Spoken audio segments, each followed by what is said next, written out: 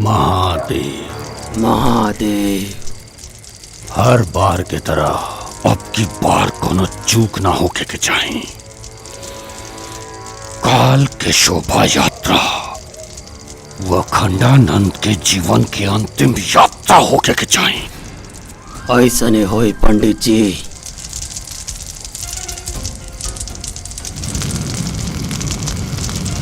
महादेव,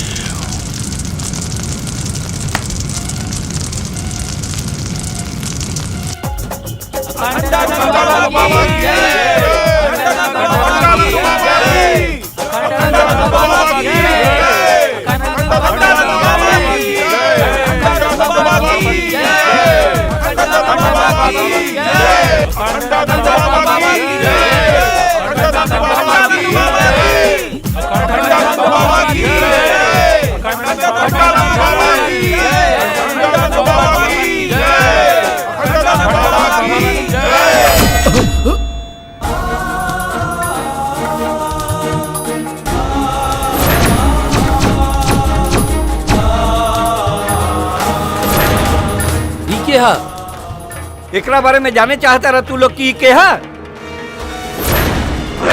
ये गुरुजी के दत्तक पुत्र है। अरे हमरा के तो पहले ही आभास हो गई रहे कि फिर से वही हमला गुरुजी पे होखे वाला बा। यही से हम काले रुद्र के खबर भिजवा देले रहनी यहाँ आवे खातिर।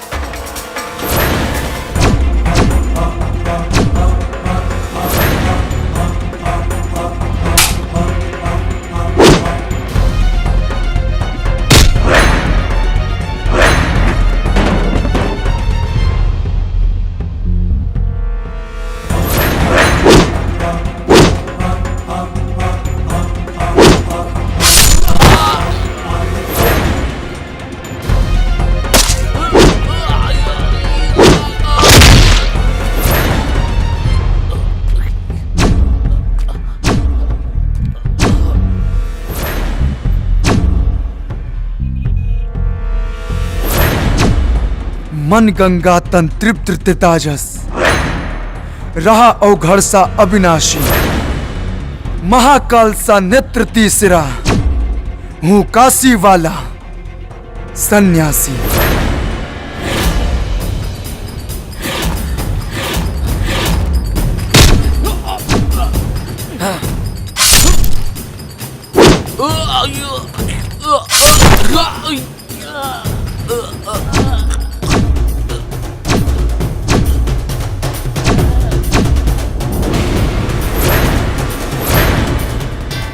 और के बा जे साधु संतन के भेष में शैतान बन के हमरे बाबा के मारल चाहता। अगर हिम्मत बता सामने आके वार करा सन।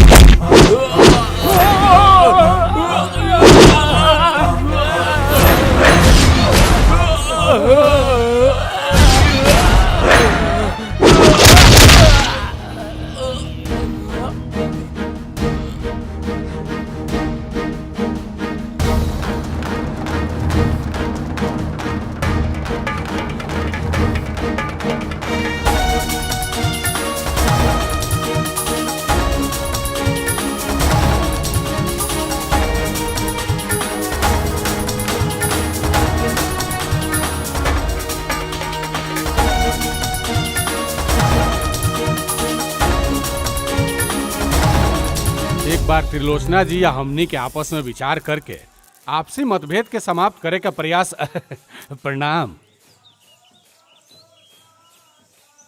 खिलाई पंडित जी और सबके मिठाई खिलाई। कौने बात खातिर?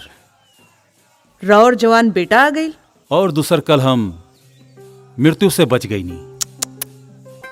पंडित जी, हम अपना माई के दिहल वचन से बंधल बानी। ना तो रउआ बहुत अच्छे से जानतानी कि हम रउआ की जिंदगी की प्रार्थना करी, ऐसन तो कबो ना हो सकेला। अरे त्रिलोचना जी, अरे अब तक गुस्सा थूक दी, पुरान बात के भूल जाई। ये समय मठ के आपस में संबंध कैसे अच्छा हुई ए पर विचार करे के आवश्यकता बा का गुरुजी? विद्याधर जी, हमरा जीता जीता ये कब्बो ना हो सकेला। काहे कि आज भी हमार आंख के सामने हमार माई के व्यवस्था, हमार और हमार भाई के वो असाय बचपन आसमान के बादल के तरह घूमेला। चली छोड़ी, मिठाई खाई। प्रणाम। बाप रे बड़ा गुस्सा में बाड़ी। चला चलल जाए। आ कौना बात के भाषण देत रही? छोड़ ना रुद्र, काल तो तू अजय देवगन के फेल कर देला। ले दनादन ले दनादन, हमनी लोग के तो बुझात रहे फिल्म के कोनो सीन चलता।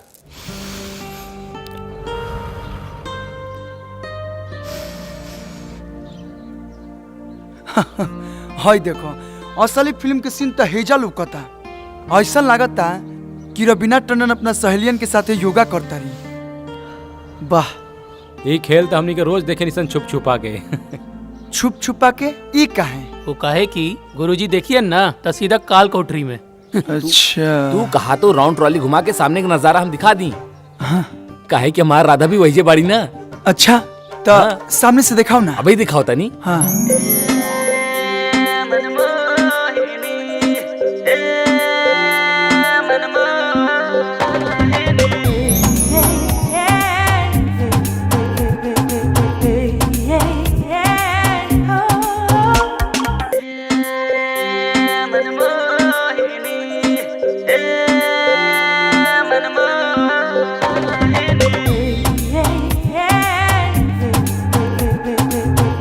अरे बाप, अरे ई तो सही में रवीना टंडन बिया। लेकिन के बिया?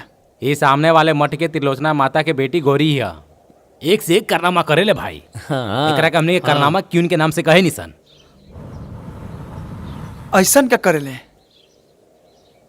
अब तो आइए गेल बड़ा ना, खुद ही देख लिया। गौरी, ले ले पकड़। अच्छा चला चला। अच्छा गौरी, चल चल चल चल चल चल।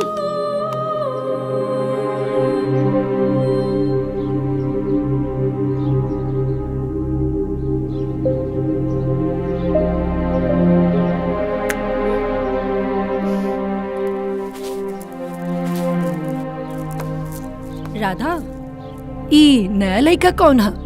तोहरा के नहीं के बता, इस सामने के मठ में नया मेहमान आयल बा। मेहमान? हाँ। अब देखा ई मेहमान के कैसे घायल करत है।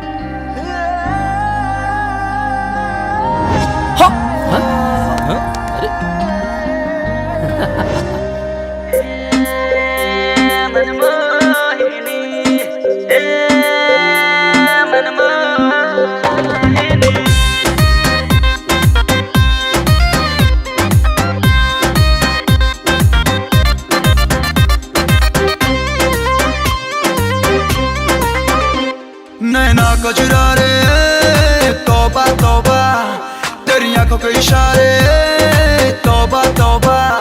नैना कचरा रे, तौबा तौबा, तेरी आंखों के इशारे, तौबा तौबा। तेरे इश्क में बन गया जोगी, मैं बन जा तू मेरी जोगिनी। रे मन मोहिनी, रे मन मोहिनी, मन मोह लिया रे मन मोहिनी।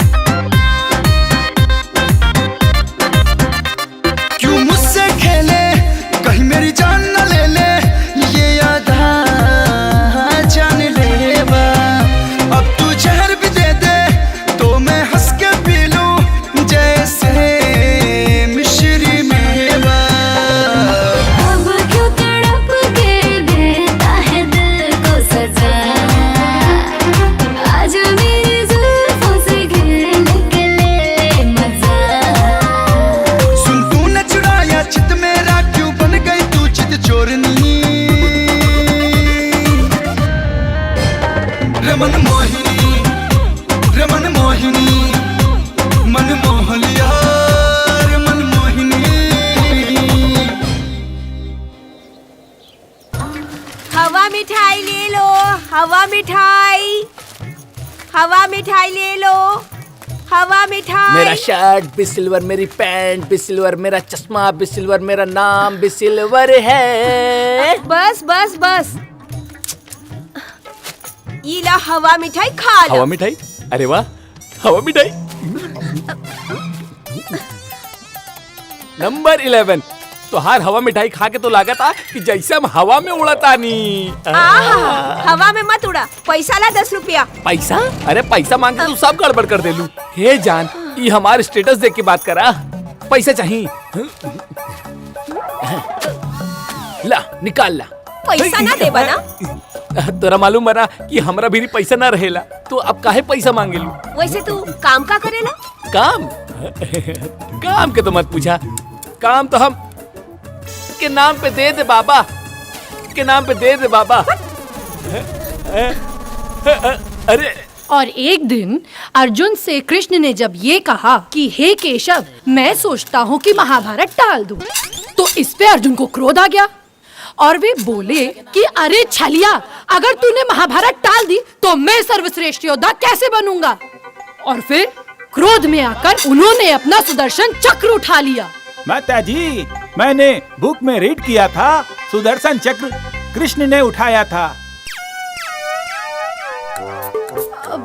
कहानी मैं जानती हूँ कि आप, और वैसे भी क्रोध में कौन सा व्यक्ति किसका हथियार उठाकर प्रहार कर दे ये कौन जानता है। अच्छा, तो मैं क्या कह रही थी? माता जी आप सही कहता जी, सुदर्शन चक्र अर्जुन के पास था। वही तो, अर्जुन ने अपना सुदर्शन चक्र उठाकर कहा कि हे केशव, अगर तुमने महाभारत टालने की तनिक भी चेष्टा की तो मैं तुम्हारा सर धड़ से अलग कर दूंगा। फिर क्या होना था, कृष्ण ने भी न आओ देखा न ताओ, और फिर अपने गांडियों पे प्रत्यंचा चढ़ाते हुए कहा कि अर्जुन, तू ये भूल मत कि मैं सर्वश्रेष्ठ धनुर्धर हूँ। हाय देखा। किंतु माँ, अर्जुन पांडुपुत्र वो सबसे बड़े धनुर्धर थे, और गांडीव तो अब आप कहेंगे कि गांडीव तो अर्जुन का था। तो एक बात बताइए कि अब एक भाषा की महाभारत पढ़िएगा तो एक ही न कहानी जानिएगा। अब अलग अलग कहानी जानने के लिए अलग अलग भाषा की महाभारत पढ़नी पड़ती है। हाँ माता जी सही कह रही हैं। फिर क्या हुआ माता जी? तो फिर क्या हुआ, कृष्ण ने बिना विलंब किए अर्जुन के ऊपर अपने बाणों की वर्षा कर दी, और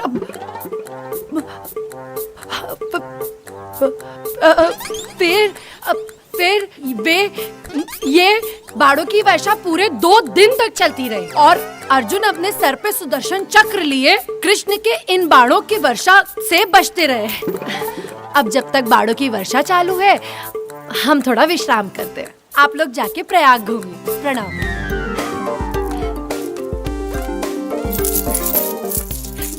हे मैडम, हे मैडम, ई का होता? तनिक अपना काथा में न सुधार कला, ना तो एक दिन तारा सामने कोनो जानकार भक्त मिल गए ना तो सारा माता जी बनल भुलवा दी।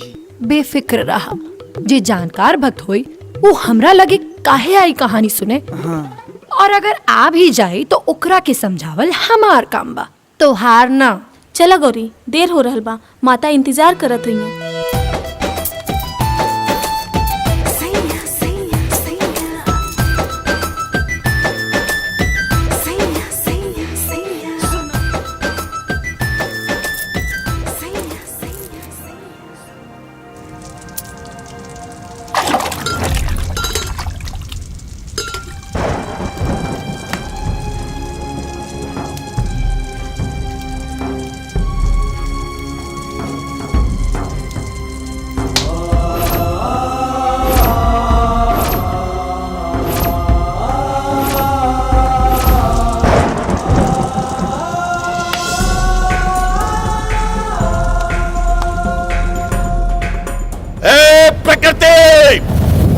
वैसे तो तू हमेशा कोई ना कोई खेल खेलती आई है, कभी बाढ़, कभी तूफान, कभी प्रलय, तो कभी भूकंप।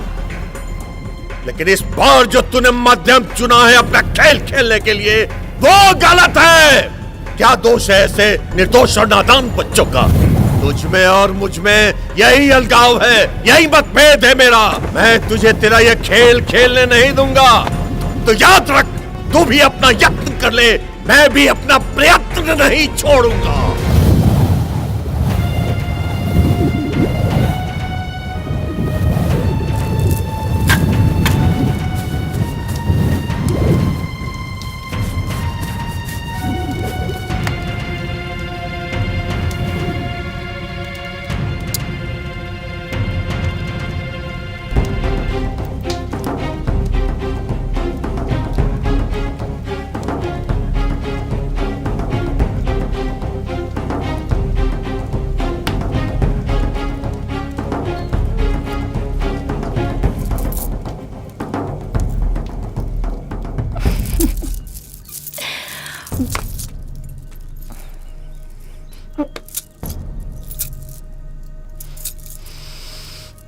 ए, रास्ता छोड़ा, ना तो माता जी से बोल देव ना तो तोहार अकल ठिकाने आ जाई। हट! बाम बाम हमाऊ देखा ताने की चिराई कबले बाज के पंजा से छटका दिया। चल रहे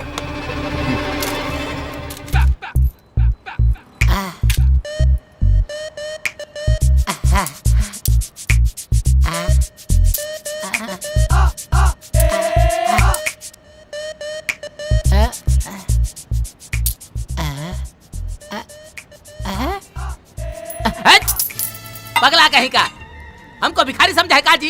हाँ? अरे 4 गो मिल के आदमी 20 रुपए लेके आए हो? हाँ? अरे हम बॉस हैं कि भिखारी? Number 11 boss. अब वही तो बॉस बड़ा, पर ऐसा चलल ना तो हनुमान हो जाइए आप, समझला? मतलब न रही ई शर्ट न रही पैंट, सीधा बीच में। ए बॉस मत मारी रुका तनी, हम आइडिया भुला गए बनी, आइडिया ला बता। कथा सुनाना आता है आपको? कथा? अरे हम पंडित जी है काजी कथा सुनाएंगे? कथा सुनाना तो आना ही चाहिए, नहीं तो दुकान बंद समझिए हम लोगों का। कहे रे उका है कि हमने के जब भीख मांगे जाता नहीं जाऊ घाट पे तो पता न कहाँ से को लेके आ जा ले। अच्छा। सब पैसा है उन्हें कथा बता के सब पैसा उहे ले। 1 सेकेंड, हाँ। उसका नाम बताओ तो। गौरी नाम है अच्छा अच्छा अच्छा, अभी उठवाते हैं उसको। हाँ उठा लीजिए। गोड़ हाथ तुरवा ना दिया, भिखारी बना ना दिया तो नाम बदल देना। नंबर 11 गुरु। राम सीता के वनवास काल का आखिरी चरण चल रहा था। सीता हरण और रावण वध बस बचा था, बाकी लगभग रामायण समाप्त हो चुकी थी।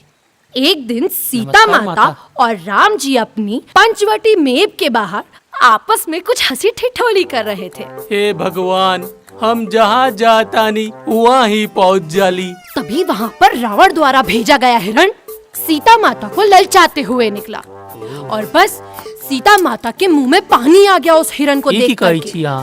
सीता माता को हिरण खाई चले जो उनका मुंह में पानी आ गए? नहीं, सीता माता के मुंह में पानी उसके मांस को देख के नहीं आया था, बल्कि उसकी चमचमाती हुई चमड़ी देख के आया था। रामायण में भुलाती। हाँ उहे हिरण रहे का सलमान भाई वाला? हाँ बिल्कुल सही, वही तो था। बेचारा जब देखो बार बार मारा जा रहा है, कोई ना कोई पाप ही किए होंगे। वो जब भी जन्म लेता है कोई ना कोई व्यक्ति आकर के उसका वध कर देता है और उसका जलपान कर लेता है। हाँ तो मैं कहाँ थी? हिरण के देख के सीता जी के लालच आ गई। हाँ तो फिर सीता माता लक्ष्मण से कहती हैं, हे देवर दिखाओ अपने तेवर, और कहा कि जाओ इस हिरण का खाल लेकर आओ ताकि मैं और तुम्हारे भैया कभी कभार इस पे आसन लगाकर पूजा पाठ कर लिया करेंगे। फिर क्या, लक्ष्मण जी निकल पड़े हिरण वध के लिए। लेकिन माता जी हिरण के तो राम जी मरले रहले। नहीं, अब अरे राम जी ने तो रावण का वध किया था। अब आप ही बताइए ना कि राम जी का जन्म रावण मारने के लिए होगा या हिरण और भालू मारने के लिए? सही कही छथी। हाँ सही बात एकदम सही कहा था नहीं मैडम जी। हमरे बाबूजी कहत रहले जब वो मछली मरिया बड़ा मछली मरिया, पुठिया ना तो हर जन्म भइल बा बड़ा मछली मारे खातिर। हाँ तब क्या, हम गलत क्यों कहेंगे बताइए भला। राम जी का जन्म रावण को मारने के लिए हुआ था और लक्ष्मण ने हिरण को मारा था। सही कहा ना मैंने? हाँ सही कहा। तो फिर लक्ष्मण ने जैसे ही हिरण का वध किया, वो गुस्से में आकर रावण मुझे बचाओ चिल्लाने की जगह राम मुझे बचाओ, राम मुझे बचाओ चिल्लाने लगा। और फिर क्या, ज्यों ही राम जी मदद के लिए निकले, त्यों ही रावण आया और सीता को भगा के ले गया। फिर का भाई माते? फिर क्या, अरे अभी तो लेके भागे हैं, लंका अभी बहुत दूर है, उन्हें पहुंचने में 2 नहीं 3-4 दिन तो लगेगा। आगे की कथा हम बाद में सुनाएंगे, तब तक के लिए बोलिए लक्ष्मण जी की जय। अभी भाभी भैया की जय। आगे रामायण में हनुमान जी भी आएंगे तो उनकी भी जय। पूरे रामायण की जय। चलिए नमस्कार। हे माता जल्दी से जा, ताकि हमनियों के धंधा पानी चली, 3-4 रुपया मिल जाई।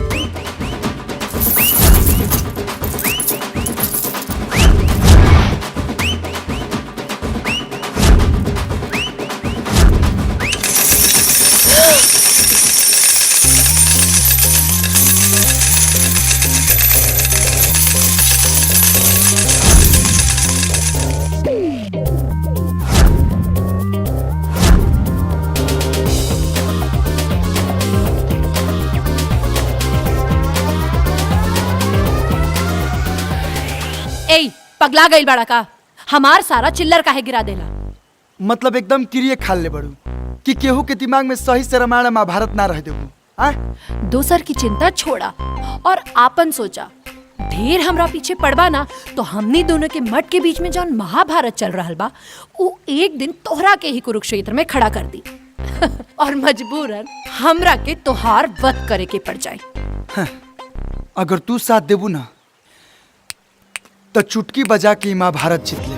काहे से कि हम दुश्मनी के पेड़ के जड़ से खत्म करे पे विश्वास रखिला, ना कि ओकरा के पानी से सींच के ओकरा के लंबा जीवन देहल पसंद करिला। बुझ लो। अच्छा, इतना हिम्मत बात तोहरा में? तो आवा आज हमार मठ के छत पे। काहे चिलम पिएबू का? का मतलब? हम तोहरा के पहले कस लगावत देख के ना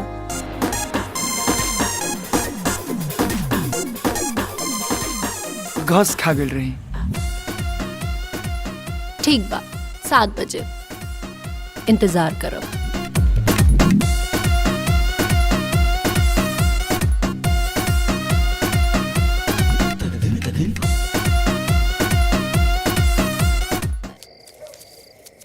द माचिस द चिल्लम जलावे खातिर। अरे माचिस तो हम ओहिजे भूल गई नी। हैं? जाके लेके आवा जल्दी। हाँ। अरे काकी तो नीचे ही बैठल हुई, माचिस कैसे लाए?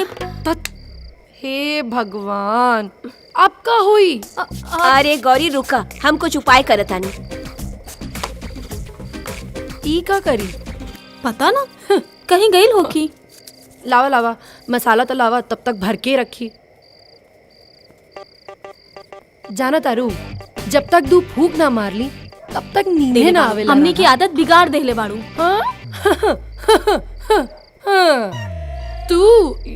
तू तो बातें मत करा। हाँ, तो हमनी के बिगड़ बा? ओहो, तू सच में आ गईला।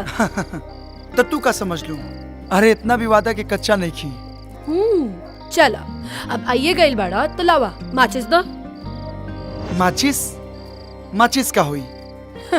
ई चिलम कैसे जली? हाँ, माचिस तो ई नीचे भूल गई बाड़ी।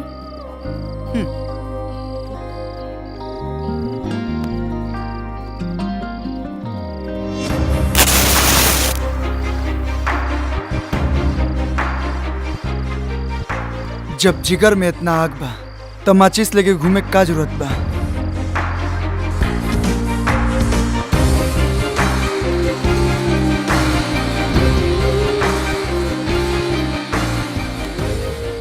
अब जब चिल्लम जलाइए देले बाड़ा तो पहला कश भी तू ही फूकला।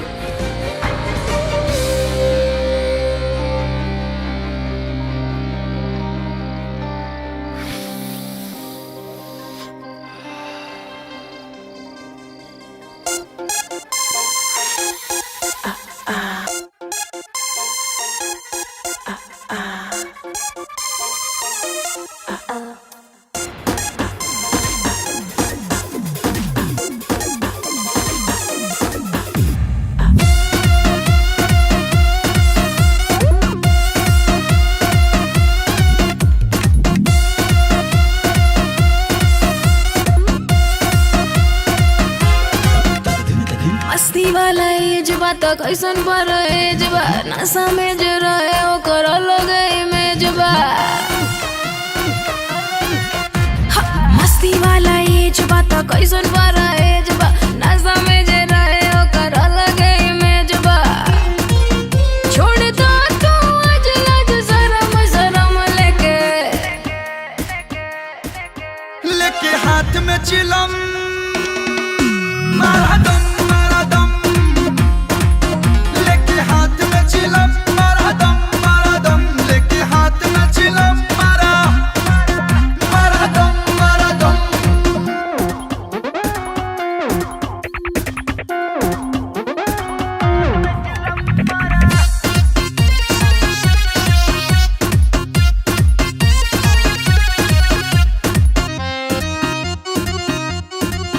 जबले झूमे ना शरीर बुझा ना सना हुआ हमारा कस के तू कस कर धुआं धुआं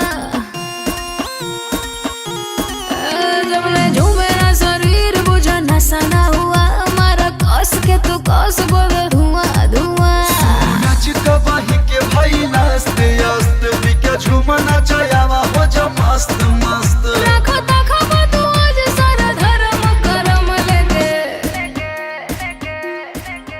लेके हाथ में चिलम मारा दम लेके हाथ में चिलम मारा दम लेके हाथ में चिलम मारा दम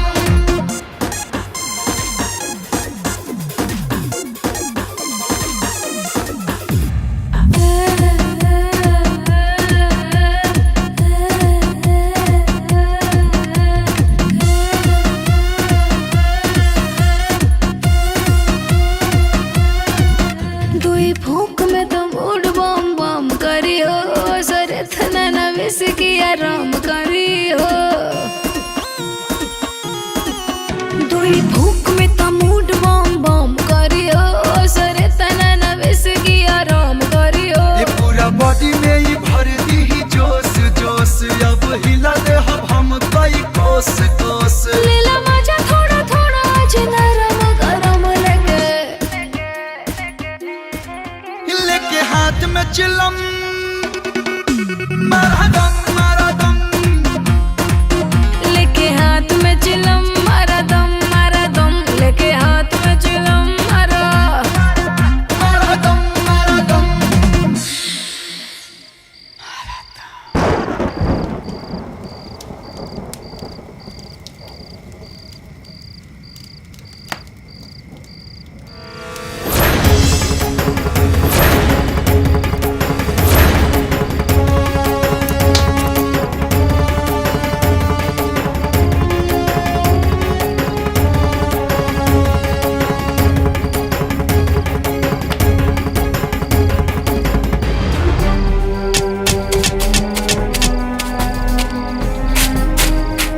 का भइल बाबा?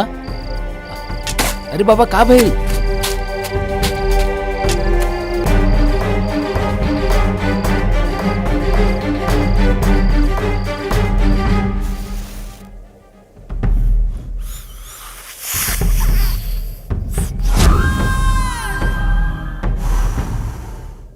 महादेव बम बम ई चिलम के बुझ रहल आग के तरह ही तोरा दिल में सुलग रहल गौरी के पावे के चिंगारी कहीं बुझ के राख ना हो जाए, यही से बार बार एकरा के हवा देत रहे नहीं।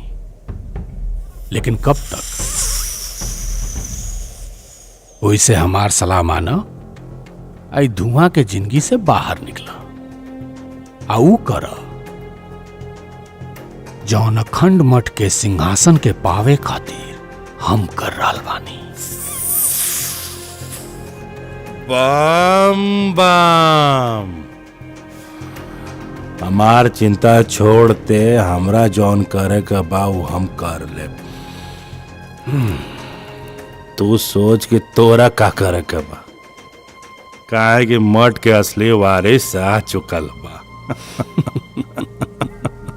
तो हमारा तहार भलाई यही में बा कि हमरा से हाथ मिला ला, ताकत दुगना हो जाए। बिल्ली के पंजा और शेर के पंजा में जमीन और आसमान के अंतर बा। कहीं बिल्ली के पंजा शेर के पंजा के वजन उठा सकेला? महादेव महादेव की जय। चलिए आज की कथा यहीं समाप्त हुई। अब जिसको जिसको दक्षिणा चढ़ाना है वो चढ़ाए और बाकी अपने आराध्यों का ध्यान करें।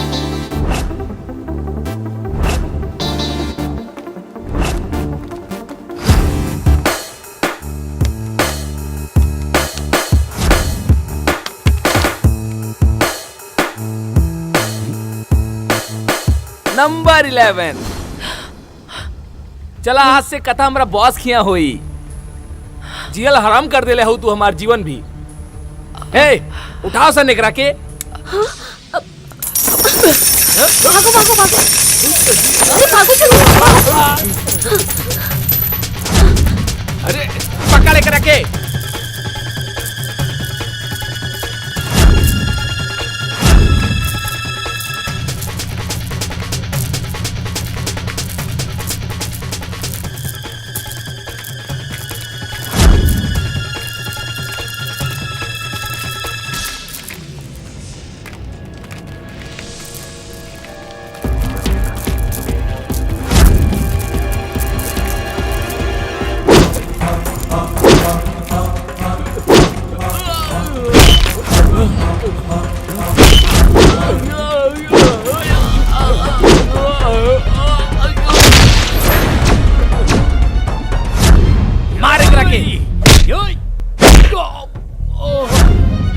मार।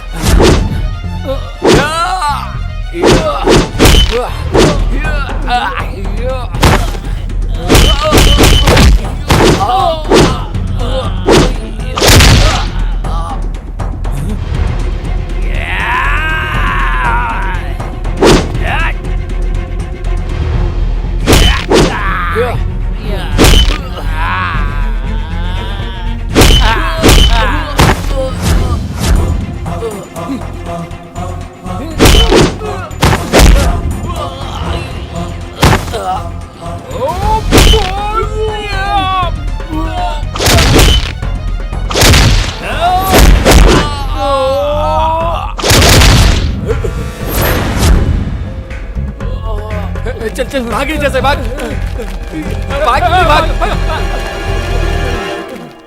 सही समय पे आके हमार जान बचावे खातिर धन्यवाद। अगर सच्ची में धन्यवाद देवे के बना तो हमरा मठ पे आके धन्यवाद दी। हाँ तब हम जान।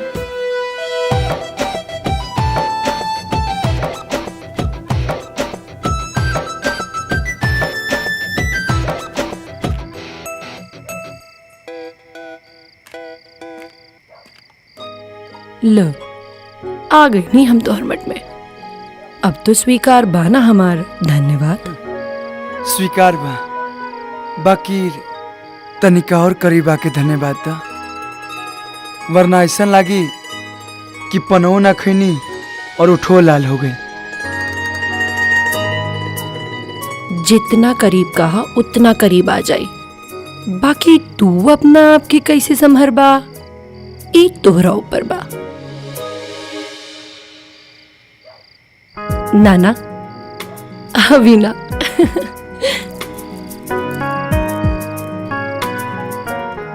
हवन के सामग्री के जो लिस्ट दिले बनी वो भी तले आ जाए।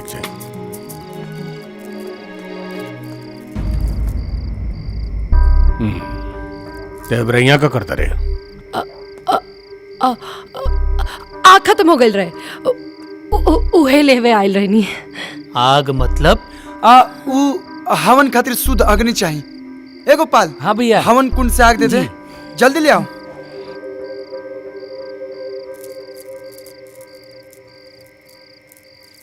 ली भैया।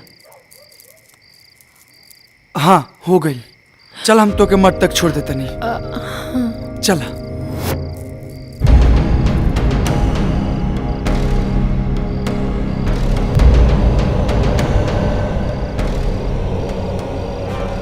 प्रेम लीला तब काका भइल रहे। अरे बताओ कौन राजकुमार का चर्चा होता है जो इतना हंसी आवता? कौनो राजकुमार के चर्चा चलत होखे, उसे तोहरा का मतलब?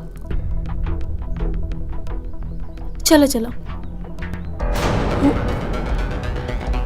तितली जब आसमान में उड़ लेना तो अपना आप के सतरंगी दुनिया का रानी ही समझ ले, लेकिन जब के ओकरा के पकड़ लेवला ना तो ओकर सारा रंग उतर जाएला। ई का बदतमीजी बा। बदतमीजी जवान दिन हम कर देब ना तब पर आग तो छोड़ दे, नरकों में जाए से तोरा घिन लगी।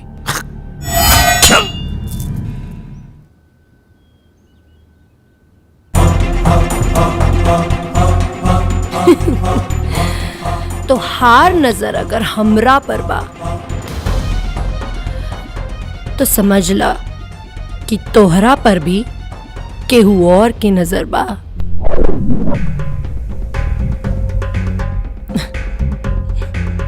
बम बम।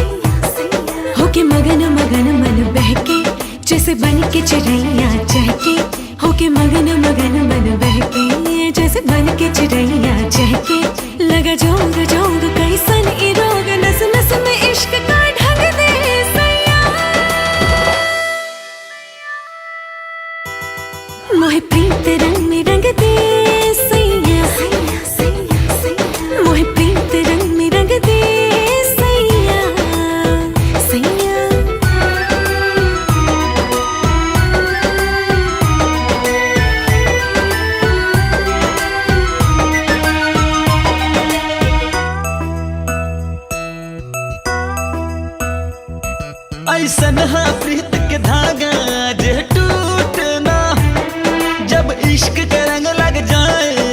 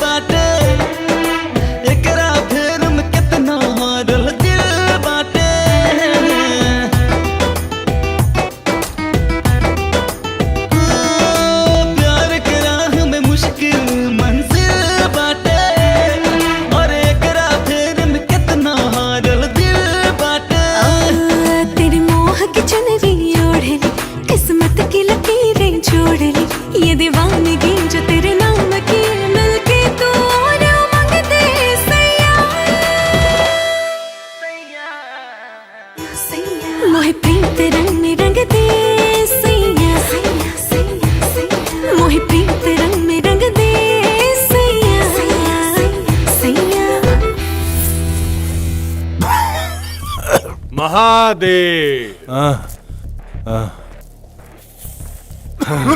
ये धुआं से करेजा जरावला से कुछ ना होई, बल्कि अपना करेजा पर सवार अपन दुश्मन के सामने से हटावे के पड़ी।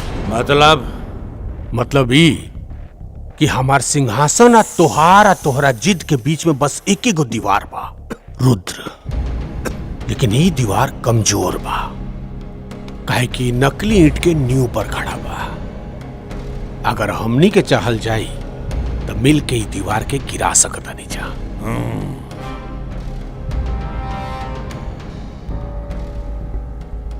लेकिन अभी वो दीवार तारा आंगन में बा, जया वो लंबा होके हमरा आंगन के मिट्टी छुए के कोशिश करी, ओकरा के गिरा देब। बम बम। लेकिन तोहरा शायद ये पता नहीं खे कि अब वो दीवार तोहरे आंगन के मिट्टी खोद रहल बा।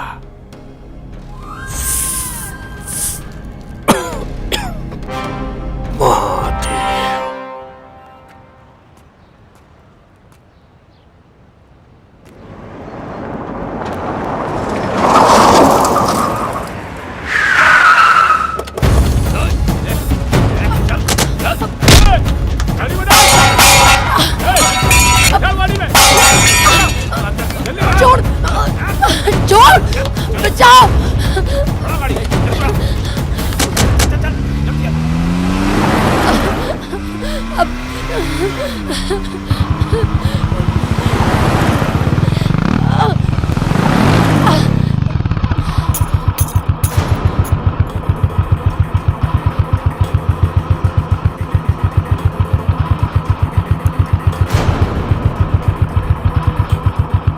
गौरी के कंगन लागत है।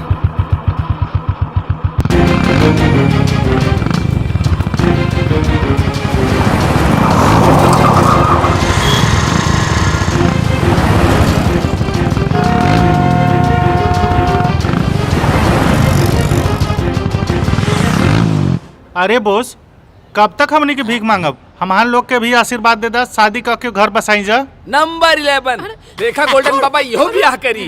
ए मालिक आगे लागे ये रहली, अब ये रहली नंबर 11 बॉस। अरे बैठा यहाँ पर बैठाओ। अरे बहुत तारीफ सुने हम भाई इनका कथा का बड़ा चर्चा सुने हैं, आज हम कथा सुनेंगे। अरे मालिक, अरे मत पूछी।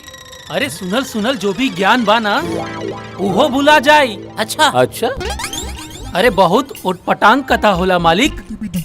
एकरा कथा में कबो अर्जुन के हाथ में सुदर्शन चक्र रहेला तो कबो कृष्ण के हाथ में गांडीव, और कबो राम जी के जगह लक्ष्मण के हिरन मारे के भेज देवेली। अरे कबो राधा के रुक्मणी बना देवेली। अरे इता अलगे रामायण महाभारत पढ़ ले बिया। बहुत बढ़िया बहुत बढ़िया। एक काम करो, जीभ काटो, हाथ में कटोरा पकड़ाओ और ऐसा सुनसान जगह भेज दो कि 1-1 रुपया के लिए तरस जाए। मालिक वाह। Number 11 boss.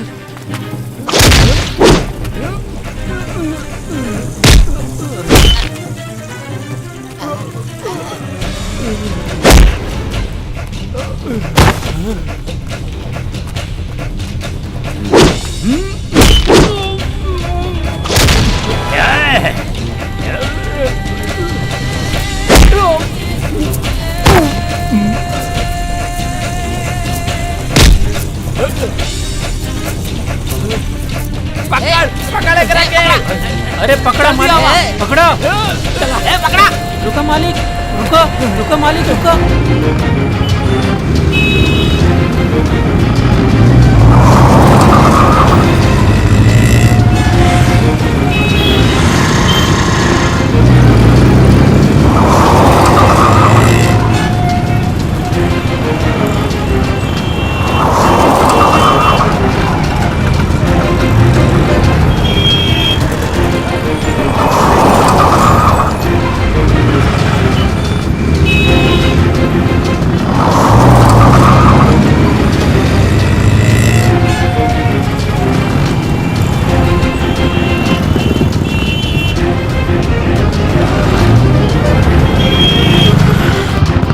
अरे रुक जा, कहा था नहीं, भाग के ना जाए तो कहीं पे तो आके छोड़म ना।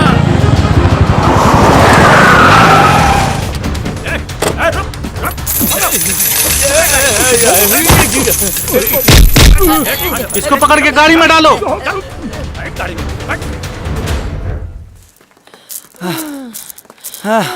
अब अरे मोरी माई हो, ए भिखारी साहब हमरा पीछे भूत की तरह पड़ गइल बा।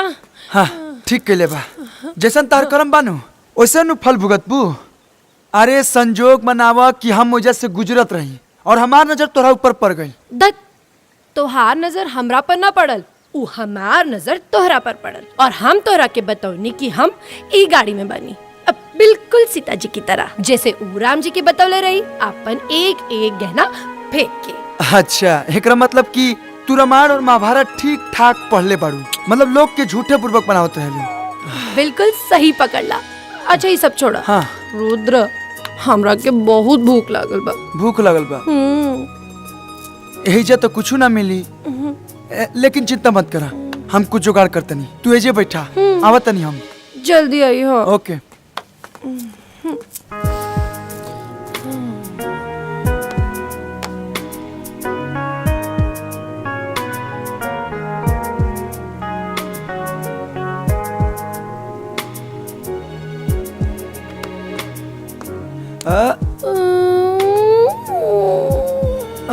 हाँ कुछ मिलल? बहुत ढूंढनी, बहुत ढूंढनी, बहुत ढूंढला के बाद बस अमरूद मिला। ई तो हमार पसंदीदा बा। तू ना खाइबा? देबू तो काहे ना खाई। लेकिन ई तो एके गो बा, हम झूठ ना खाइले। अच्छा रुका, हम तोरा के मामा दाते काट के देता नहीं। मामा दाते? मामा दाते। मामा दाते तो हमार एगो बचपन के दोस्त जानवी बोलत रहे। जानवी? हाँ जानवी, और वो कहत रहे कि किताब में लिखल बा ना, ई धरती नारंगी नियन गोल बा, लेकिन हमरा लागेला कि धरती अमरूदी नियन बा। अच्छा हाँ और का? और ये चांद बिना अमरूदी नियन बा। और है कि सूरज भी अमरूदी नियन बा। अच्छा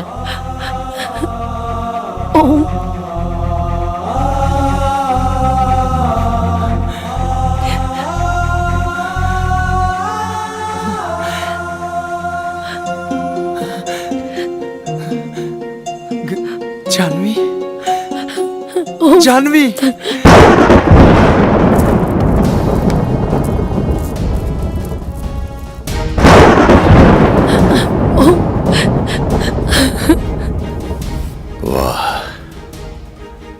तूने तो अपने इरादे की रफ्तार बढ़ा ली है प्रकृति, लेकिन सफल नहीं होने दूंगा मैं। तूने अगर रात ठान लिया है तो हार तो मैं भी नहीं मानूंगा। काल के कपाल पर लिखने और मिटाने की क्षमता रखता है ये गंगा योगी। तेरे हर रास्ते में पर्वत बनकर खड़ा मिलूंगा मैं। आ रहा हूं मैं। जानवी, जानवी,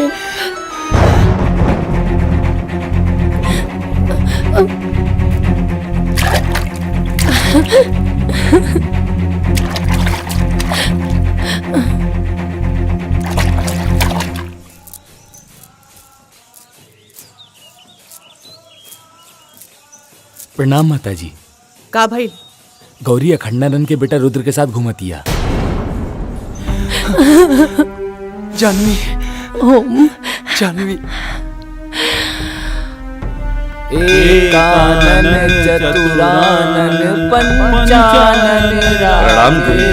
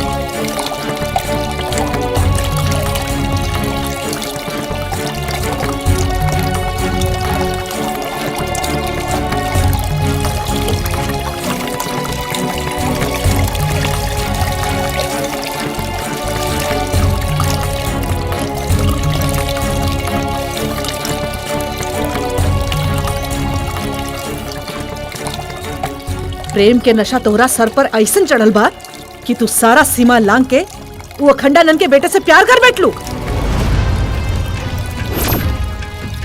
जेकरा मट के एक एक इंसान से हमरा के नफरत और घृणा बा। लेकिन माँ, रुद्र और हम बचपन के दोस्त हैं। बचपन के दोस्त वारा तक का भइल रुद्र, हमेशा खातिर ओकरा से दूरी बना के रखा। बाबा रे वही भूल रहल बनी कि हमार असली नाम ओम हा और ओकर नाम जानवी। ओम जानवी, ओम जानवी, ओम जानवी। वो 12 साल पुराना जिंदगी रहे, लेकिन अब तोहरा के ई प्रेम से दूर होके के पड़ी।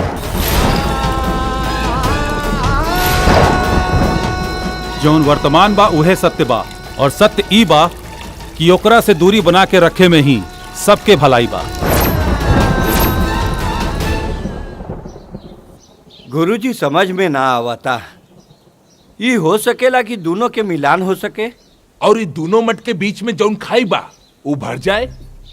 शंभुनाथ जी, हमरा से वो बरसन पुरान मंजर फिर से न देखल जाई, काहे कि सामाजिक दबाव के कारण हमरा से जो चूक भइल बा ओकर टीस आज भी हमरे मन में बा।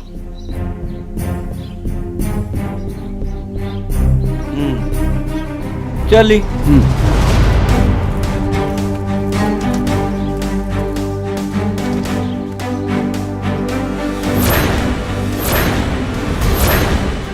वाह पंडित जी वाह, अच्छा शास्त्र पढ़ोले बानी अपना दत्तक पुत्र के। अपना सारा मर्यादा पार कर चुकल बा। हम अपने आप के शांत रखे के कोशिश कर रहल बानी, न तो वही तरह रउआ पुत्र के भी उहे जगह पर सामाजिक कटघरा में खड़ा कैले रहती जैसे रउआ हमार माई के खड़ा कैले रहनी। अवश्य कर सकत रहलू त्रिलोचना, अवश्य।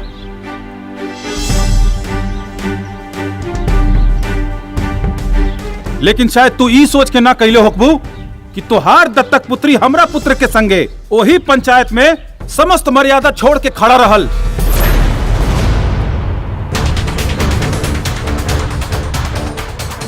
देखा त्रिलोचना, एक दूसरा पर दोषारोपण कैला से बेहतर बा कि दुल्हन के समझा के अलग रखल जाए?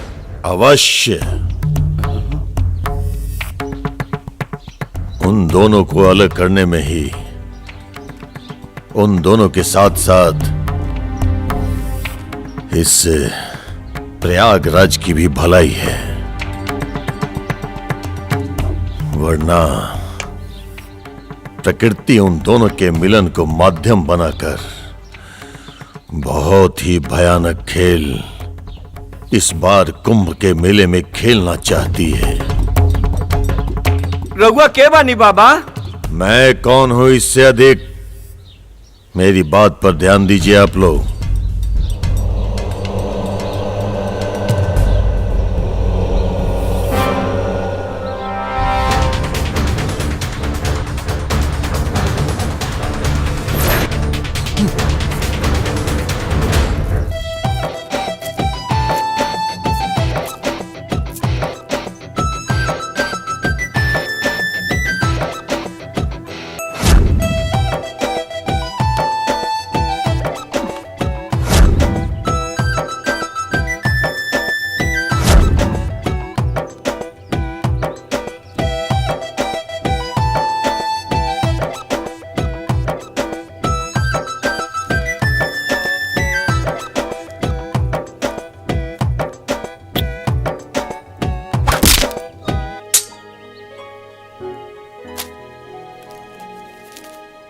शुद्धिकरण तो हो गया हमनी के,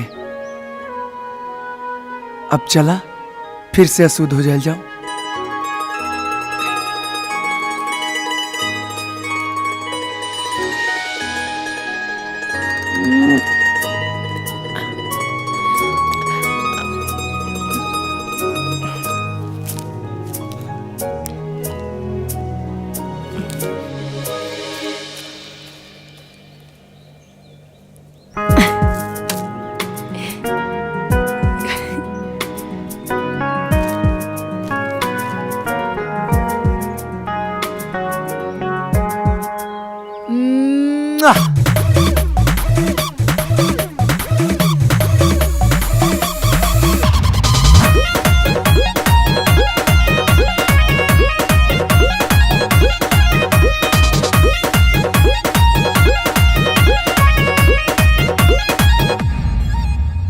हरे के बा प्यार तकारा न तो हट जा,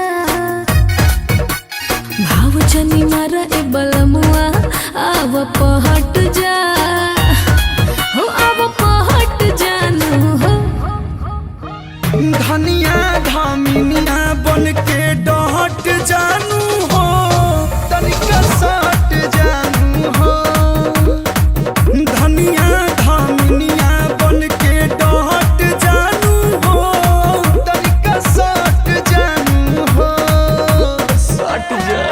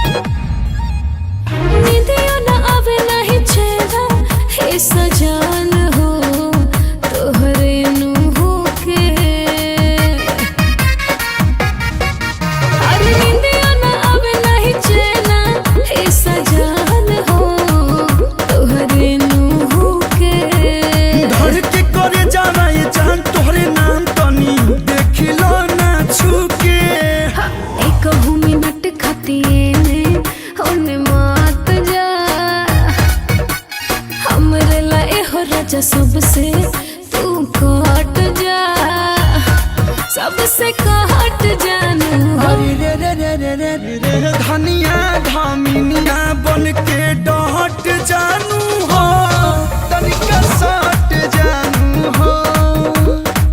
धनिया धामिनिया बन के डॉट जानू हो, तनिका साट जानू हो।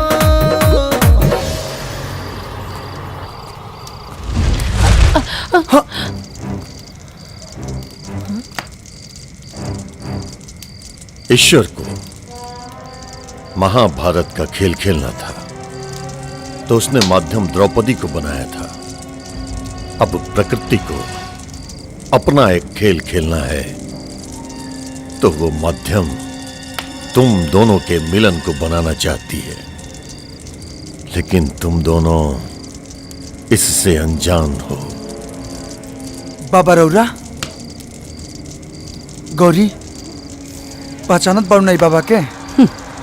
कैसे ना पहचानब, इनकी वजह से तो हमनी दोनों अलग भईनी, इनके तो सब हाथ रहे।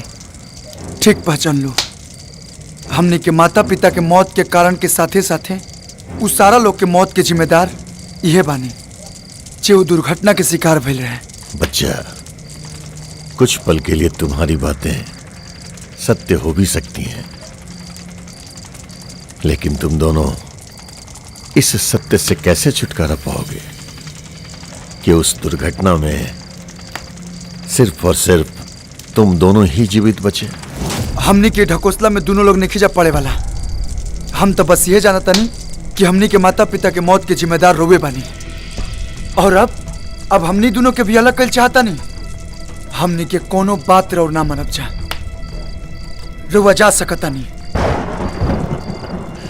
एक न एक दिन तुम दोनों मेरी बात अवश्य मानोगे।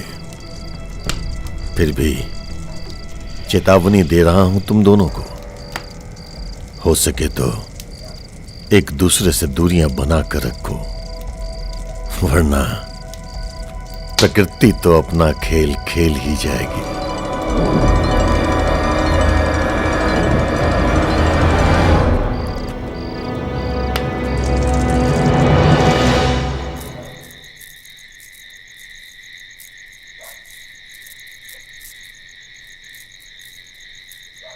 गौरी,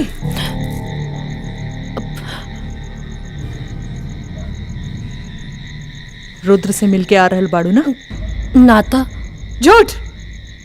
तोहार आंख बता रहल बा कि तू झूठ बोलत आड़ू।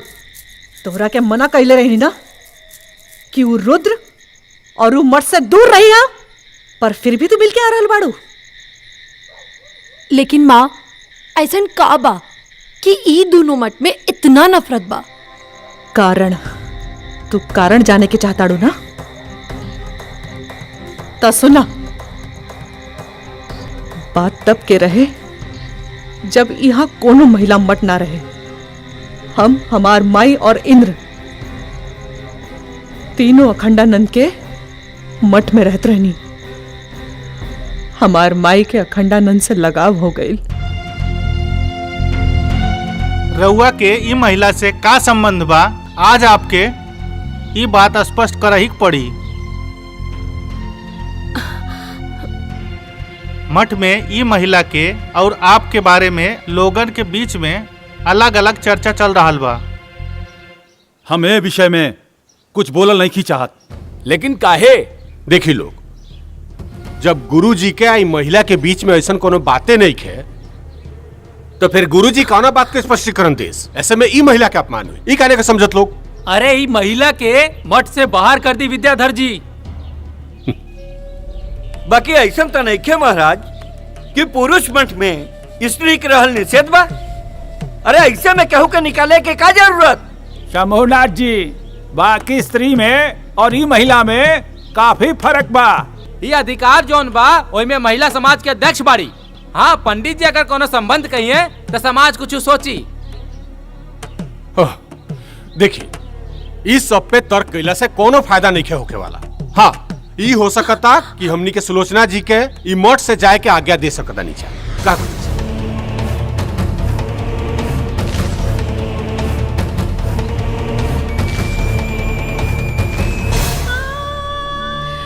और ए तरह अखंडानंद की चुप्पी से हमार माई के भावना जल के राख हो गई। माता जी तो मर गई, पर आखिरी क्षण तक अखंडानंद के भूल न पैली। लेकिन हम उहे समय ये फैसला कर ले दी कि हम एक अलग मठ के निर्माण करब और अखंडानंद के बराबरी में खड़ा होके दिखाई।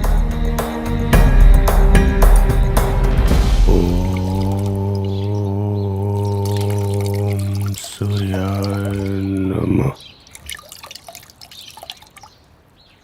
ओम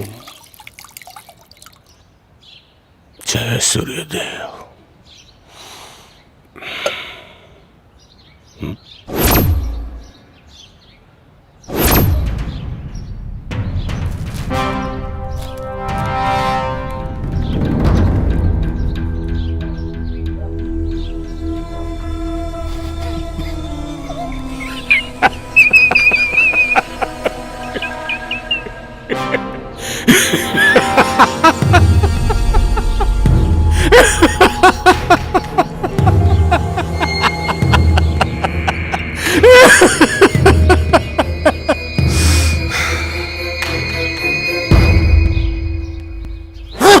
महादेव वाह, कहीं प्रेम के तीरंदाजी चल रहल बा आ कहीं शिकार धुआं में लिप्त बेखबर अपना शादी के सपना सजोरा। लेकिन मूर्ख के पते नहीं खे कि ये उठ रहल धुआं ओकरा मंडप के ना, ओकरा चिता के बा। बम बम बम बम। का भइल विद्याधर? अरे बतावा तो सही। ज्यादा परेशान बाड़ा तो चिलम से कस मार ला। चिलम के आग में गजब के जादू होखेला। धुआं बन के अंदर तो जाला जरूर, लेकिन अपना सारा दुख के आग के लपट में जला के खाक करते वेला। जब केहू के करेजा में नफरत पत्थर बन के बैठ जाला नु, तो कौनो आग के लपट ओकरा के जला के खाक ना कर सकेला।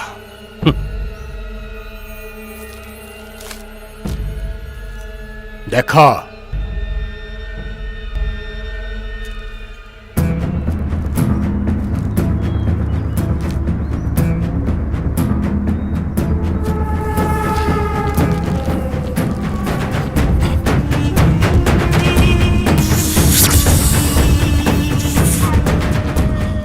बम बम।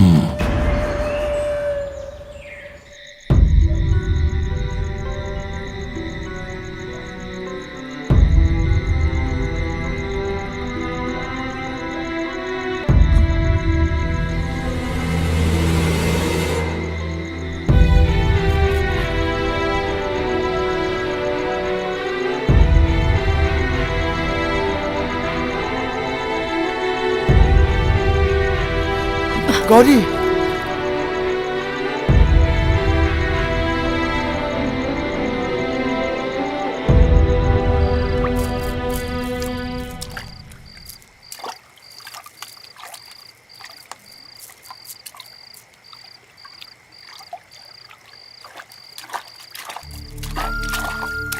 का हो गई गौरी?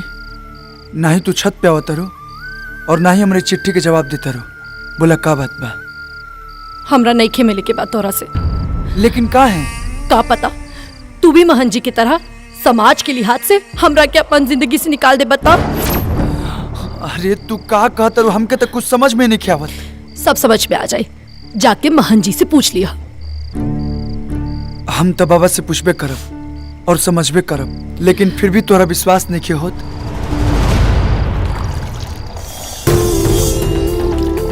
तब प्रयाग के पवित्र धरती पर त्रिवेणी संगम घाट पे तोरा से वादा करतनी कि जियब भी तो तोहरे साथे और मरब भी तो तोहरे साथे।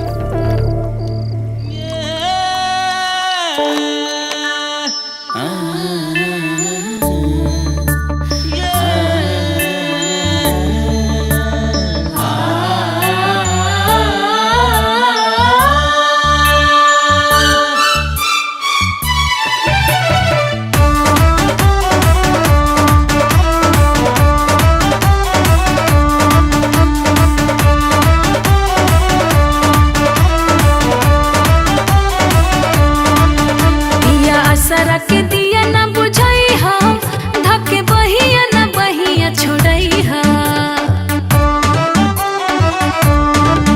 पिया आसरा के दिया ना बुझाई हा धके बहिया ना बहिया छोड़ई हा ना जई हा कके भगनिया ना त जैसे गंगा जमुनिया के पनिया हवे मोर प्यार सजनिया ना त जैसे गंगा जमुनिया के पनिया हवे मोर प्यार सजनिया ना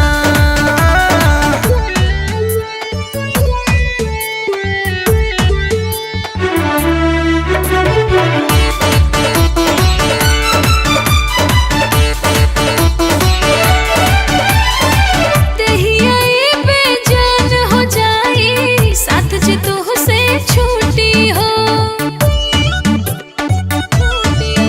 अरे देहिया ई बेजान हो जाई साथ जे तू से छूटी हो सास टूटी भले ही दिल के संग नहीं टूटी हो मुझे प्यार के रोशनिया ना त चमके जैसे सूरज किरनिया हवे मोर प्यार सजनिया ना त जैसे गंगा जमुनिया के पनिया हवे मोर प्यार सजनिया ना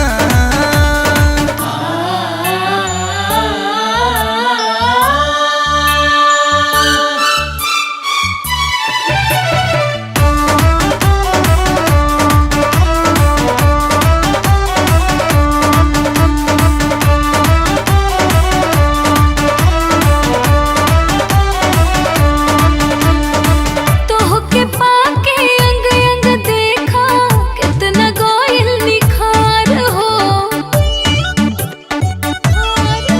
हाँ तोह के पाके अंग अंग देखा कितना गोयल निखार हो सुखल वृक्ष हरियर हो जाला प्यार के ऐसन असर हो सच्ची हाथे न तू पनिया ना हो झीरे जैसे बरखा के पनिया हवे मोर प्यार सजनिया ना तो जैसे गंगा जमुनिया के पनिया हवे मोर प्यार सजनिया ना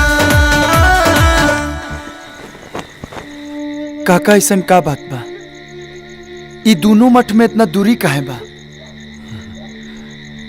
बेटा गुरुजी तो हमके बतावे खातिर मना के लिए बढ़न बाकी तोहरा से छुपावल भी उचित नहीं खे कबा की जैसे इंसान इंसान के दुश्मन बा वही तरह से मठ मठ के दुश्मन बा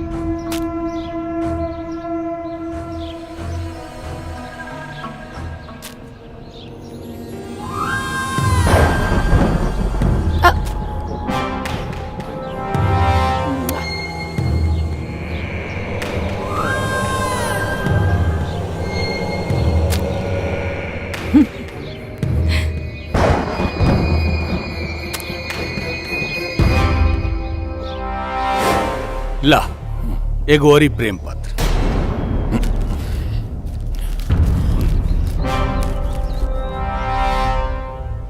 अब एकरा टकटकी लगा के मत देखो, तेरे पास खाली आधे घंटे के टाइम बा।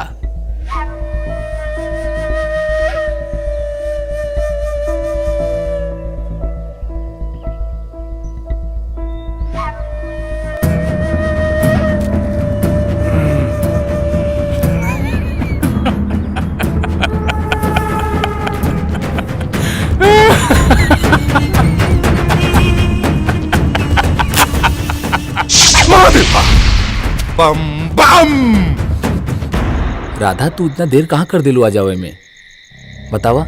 मंदिर की पूजा करत रहनी है। जैसे रुद्रा गौरी से सच्चा प्यार करता वैसे हमहू राधा तो से सच्चा प्यार करी ले। सच्ची? राधा, हम तोहरे बगैर जिंदा ना रह पाई। हम अब तू रोज टाइम से मिले आ जाइया, ठीक बा? हाँ ठीक बा। हम तोहरा ये इंतजार करब। ठीक तू अबू ना?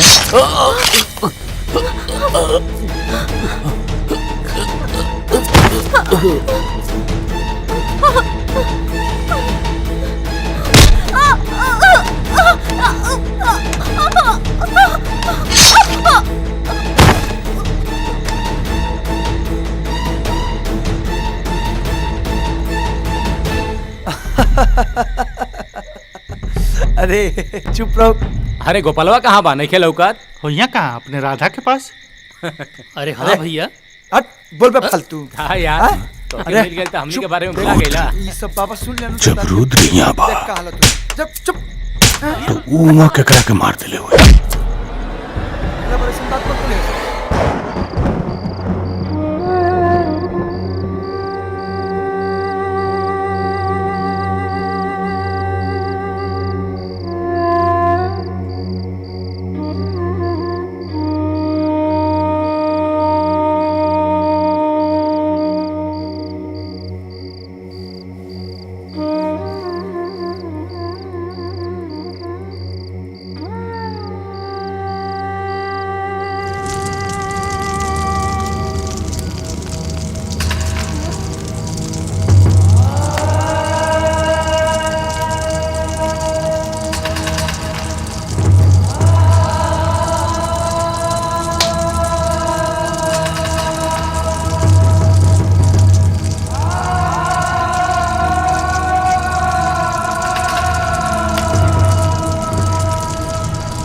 ये दोनों चिताएं भविष्य में अनगिनत चिताओं के रूप में नजर आएंगी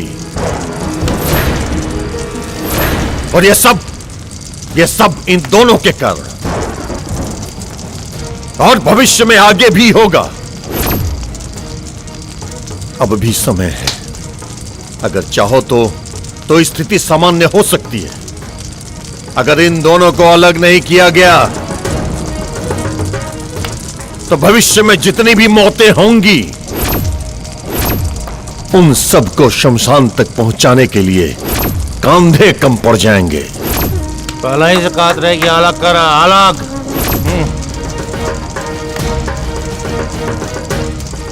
जमीनें कम पड़ जाएंगी उन चिताओं को रखने के लिए,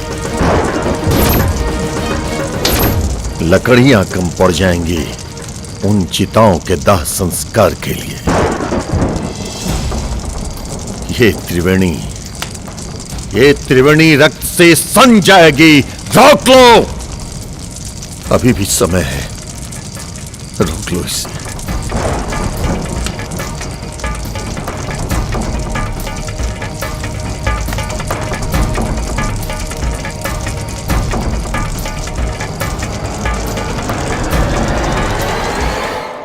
रुद्र, हाँ? ऐसन तो नहीं खे कि जौन बात बाबा बोल रहल बाड़े उस सच होके वाला बा?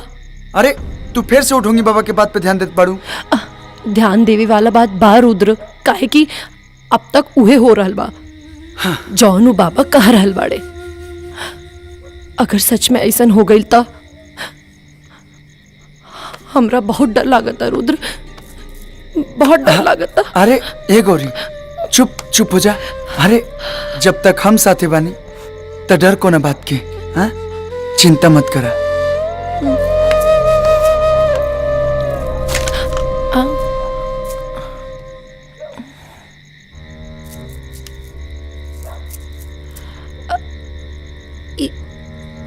इता इंद्र की चिलम्बा का एकर मतलब ई सारा कांड इंद्र कैले बा।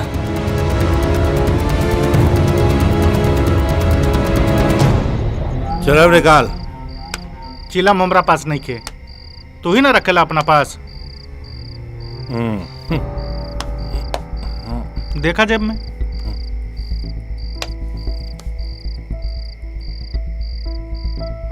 बम बम हमरा लगे तो नहीं कह रे।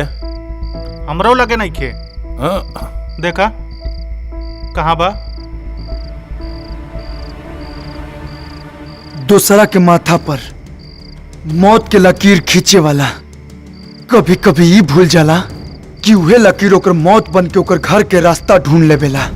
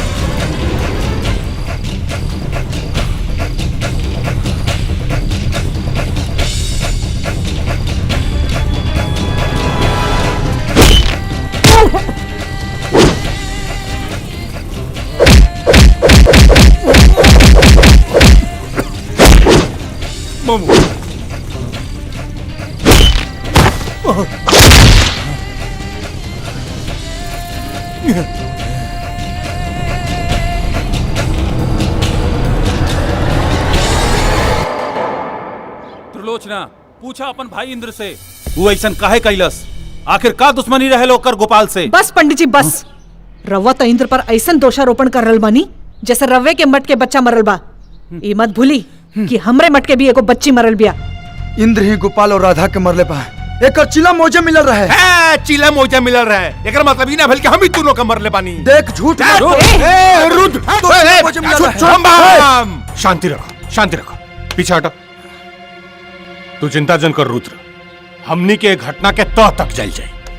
जी गुरुजी, लेकिन जे भी दोषी पकड़ाई ओकरा के पूरा समाज के सामने ले आके उचित दंड रहल जाए। यही मठ के फैसला हुई।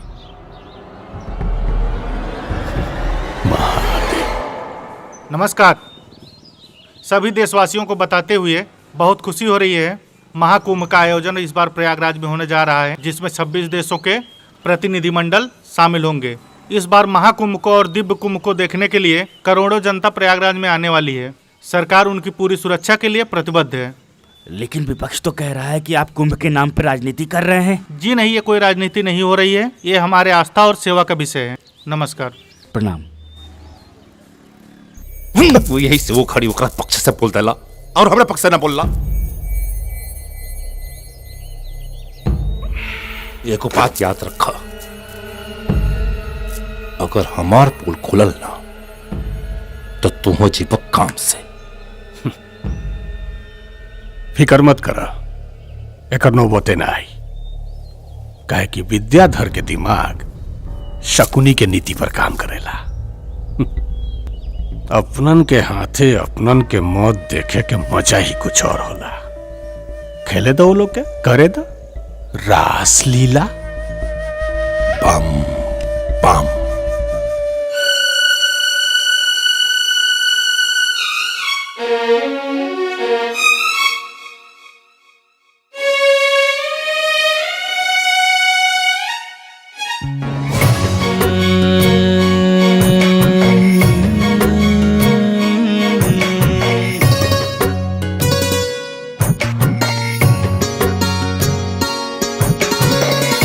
प्रेम मिलन की बेला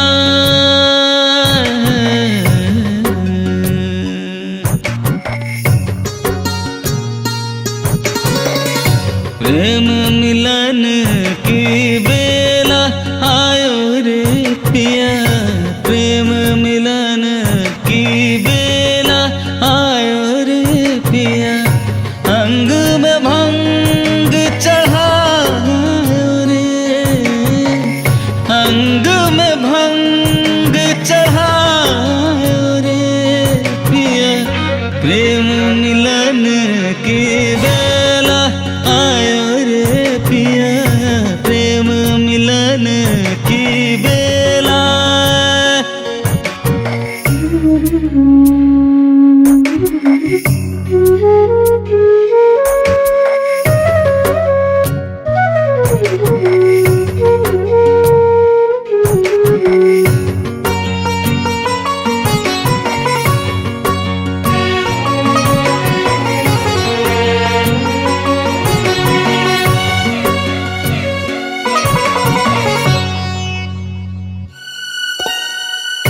मैं गगरी अध जल से भरी छूने से तेरे सावन सी झरे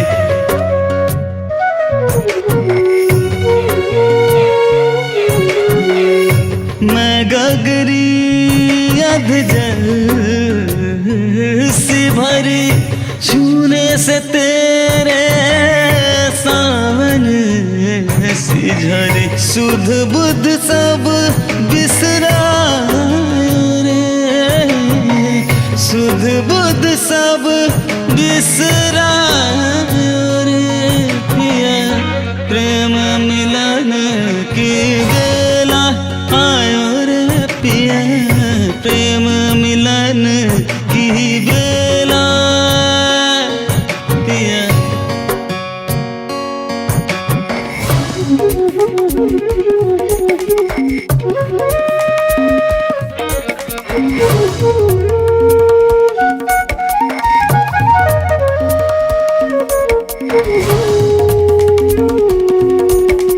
दीम दीम तना ना ना ना दीम दीम तना ना ना ना दीम तना दीम तेरे दीम दीम तना ना ना ना ना ना ना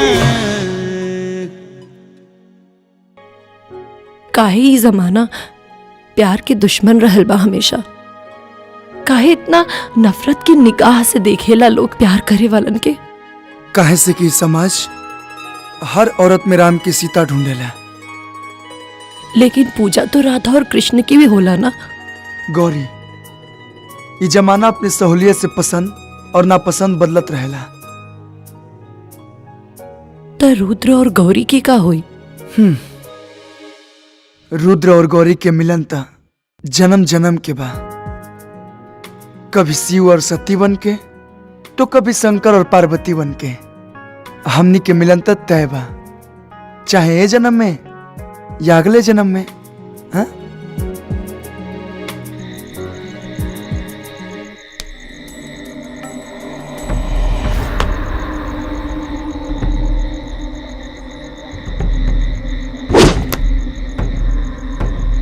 लागत मठ में कोनो गैर आदमी के पांव पड़ल बा।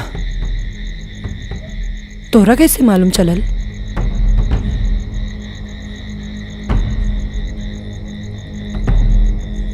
चोर चाहे कितना भी चतुर हो जाए अपन चाल ना बदलेला। तू एज रुका, हम देखा तनी।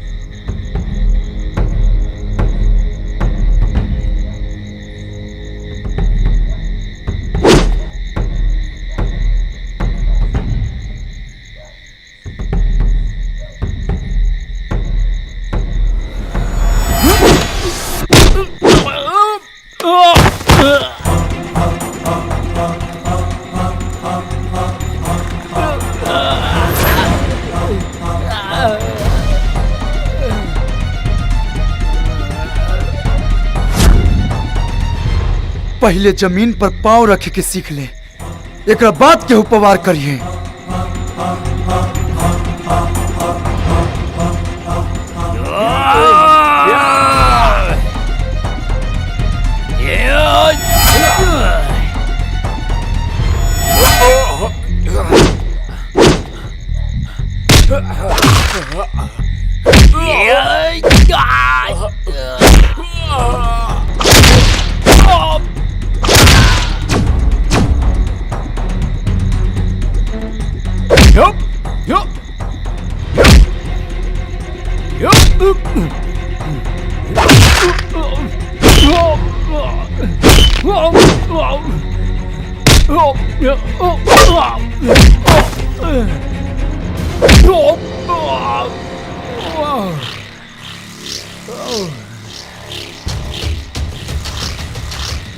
रुद्र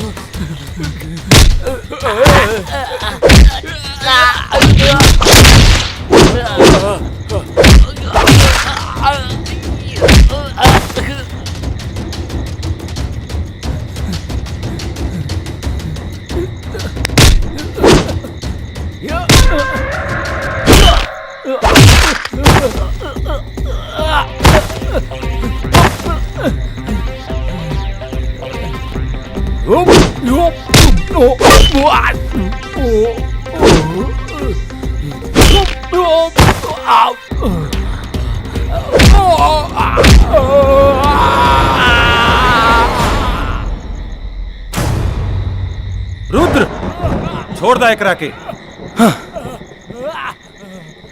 बोल तोरा के भेजलस हमरा के मारे खातिर?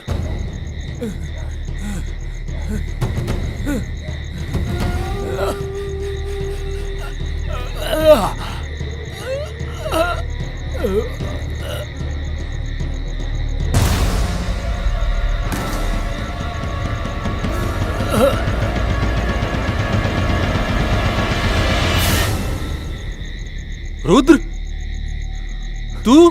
ना बाबा, बाबा हम महादेव, महादेव, राउर पुत्र ही राउर हत्या के प्रयास कर रहा बा।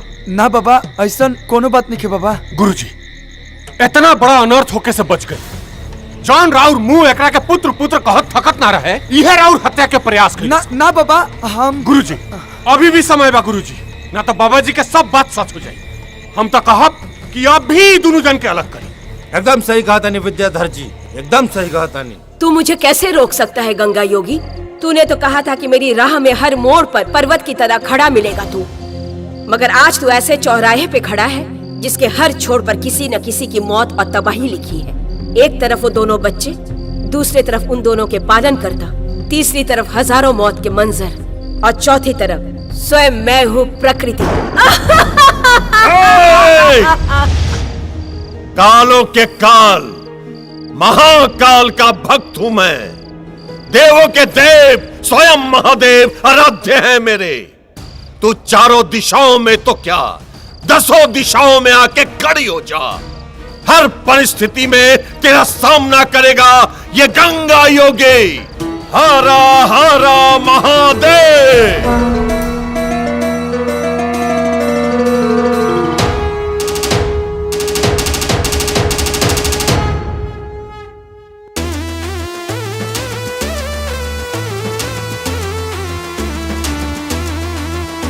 हे नाथ खंड खंड में महिमा तोहार प्रचंड बा। हे लोक में ओह लोक तोहरा हाथ में ब्रह्मांड बा। असुरन के दल हतंत ते अब दुत विश्व मंदिते। ललक तु पलक खोल के दिखा दहे त्रिदेव। जागा हो जागा हो जागा हो महादेव महादेव। जागा हो जागा हो जागा हो महादेव।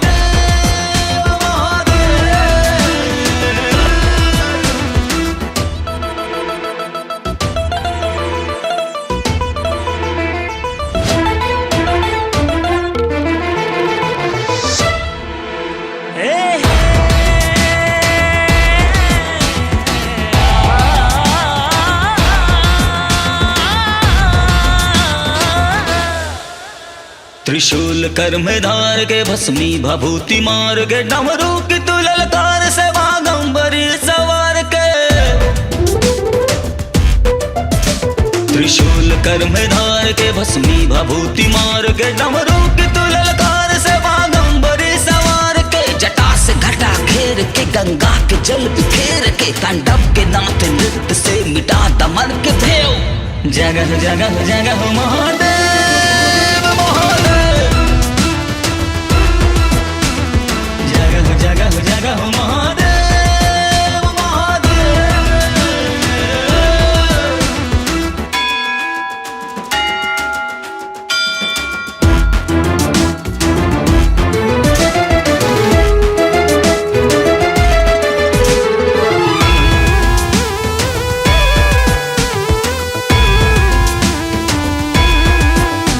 अवधूत गण भुवन की चौकड़ी रुष्टावा तुष्ट छन छन धुइयां रमनते हर घड़ी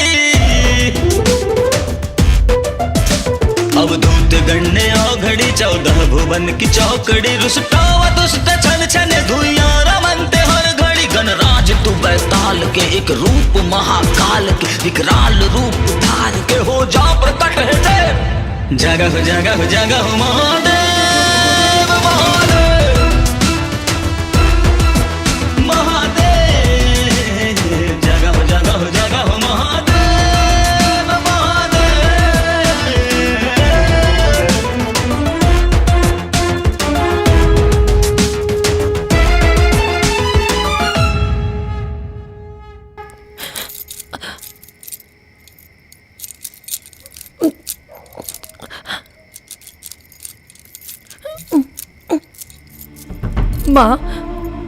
माँ जाई दी ना हमरा के, हमरा रुद्र के पास जाए के बा। माँ माँ माँ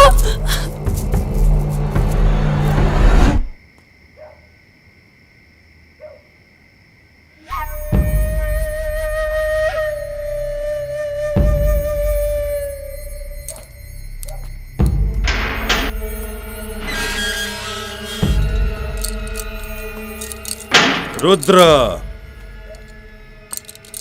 रुद्र रुद्र रुद्र के पास जाके बना तोरा के पाव खाती हम का ना कहनी, लेकिन तोरा पता नहीं रुद्र में का लौकता जो हमरा में नहीं खेलौकत। आखिर क्या कमी बर हमरा में आए या बम्बा तुम्हार सपना सपना रह जाई। तोरा कहला से हैं तोरा कहला से रे हैं हमार सपना ते तोड़ दे, हमार सपना तोड़ दे रे।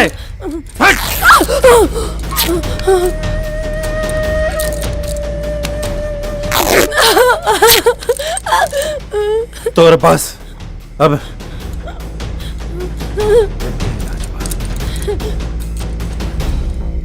ना ना ना कैसे रे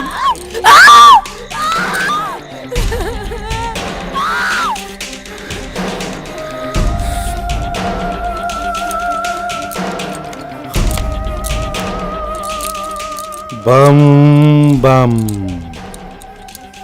बम बम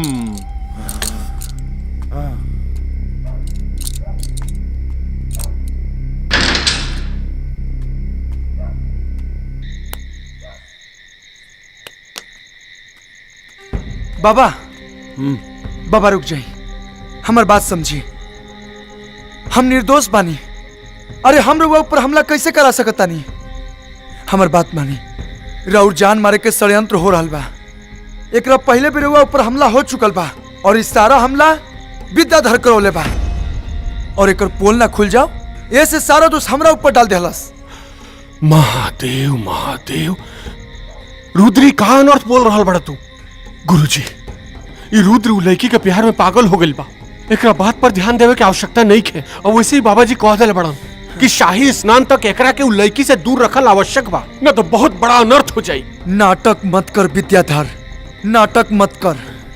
तू बाबा के मूर्ख बना सकता रे, लेकिन हमरा के ना। रुद्र महादेव महादेव ये तारा भ्रम हो गई बा। सुन, अगर हमरे बाबा के कुछ भी भइल ना तो तोरा के जान से मार देब रे। रुद्र तोहार मति भ्रष्ट हो गई बा। बाबा बाबा बाबा हमार बात समझी बाबा। बाबा बाबा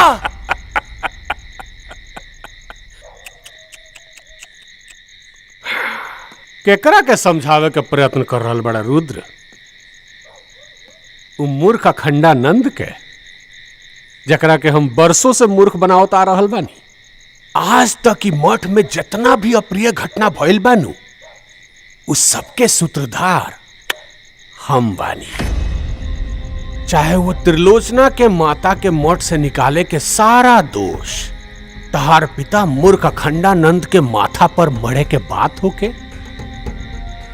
चाहे वो दूर मूर्ख खंडानंद के बार बार मारे के प्रयास सब हमार देना। लेकिन असली कांड तो काल सुबह शंखनाद के समय हुई, जब काल सुबह के शाही स्नान तोर पिता मूर्ख खंडानंद अपने ही रक्त में डूब के करी। विद्याधर!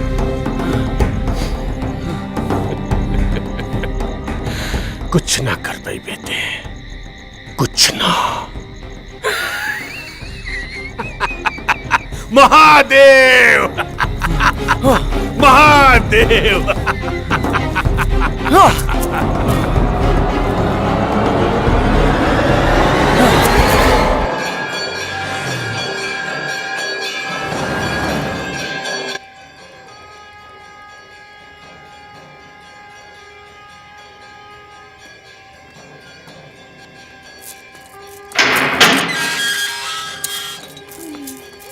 गौरी, ए गौरी, गौरी, गौरी।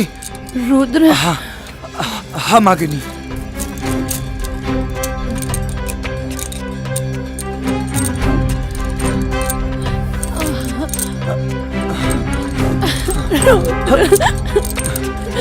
चुप चुप हो जा गौरी, चुप।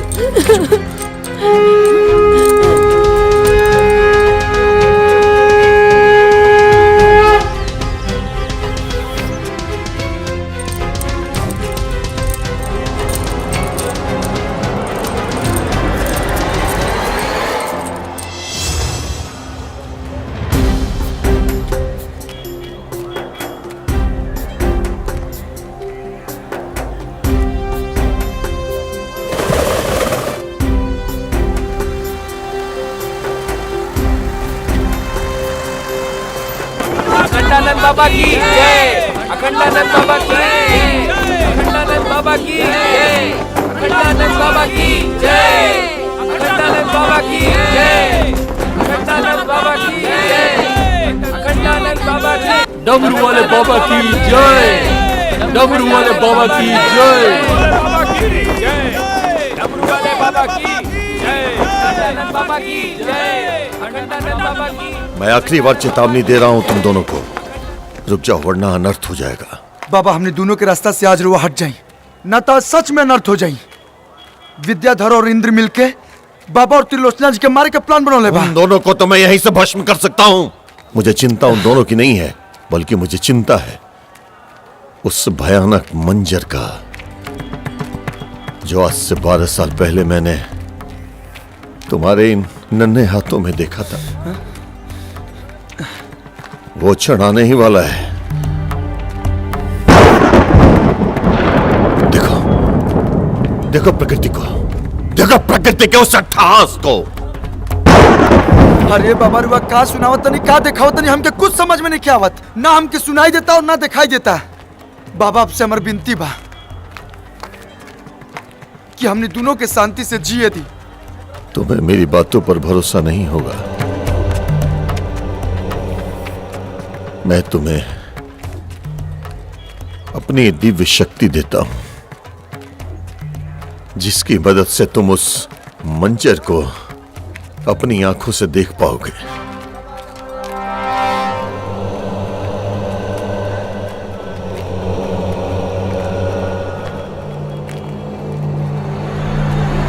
अखंडानंद बाबा की जय, अखंडानंद बाबा की जय, अखंडानंद बाबा की महाराज बोली तय जमुआदी बाबा की जय, अखंडानंद बाबा की जय। एक जीवन के आखिरी पूजा कर ले बता, ओकरा बाद अगला कदम।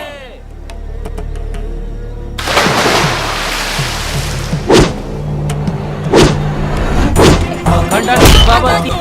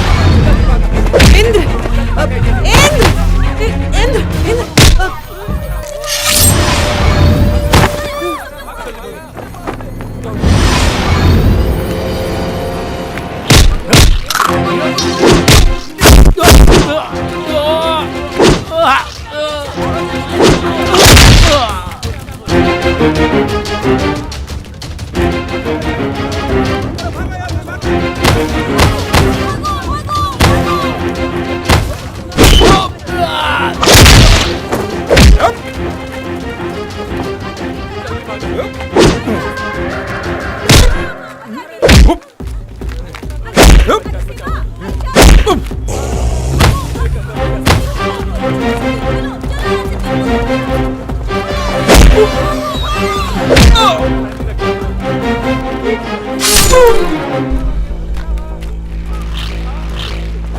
कहाँ भागत बड़ा? अरे अरे सुनता, अरे कहाँ जाता ना? अरे रुका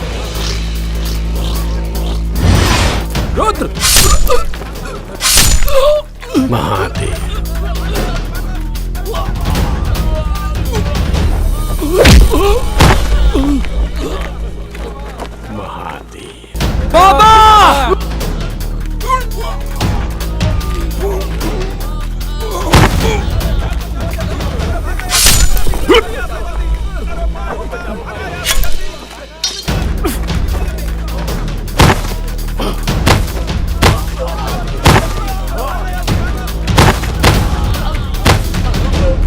बाबा बाबा बाबा बाबा आँख खोली बाबा बाबा बाबा बाबा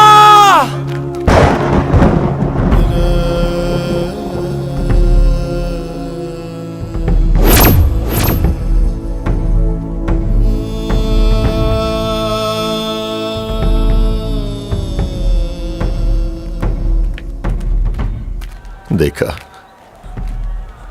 बताओ बच्चा, जिन साधु संतों ने तुम्हें जीवन दिया, शिक्षा दीक्षा दी, क्या उनकी मौत का कलंक तुम दोनों अपने ऊपर ले सकोगे? बच्चा, मैं तुम दोनों के मिलन के विरोध में नहीं हूं, बल्कि मैं उस भयानक मंजर से डरता हूं जो तुम दोनों के मिलन के बाद होगा। मेरी बात मानो बच्चा, एक दूसरे से अलग हो जाओ, बचा लो इस धरती पे होने वाले इस कलंक से।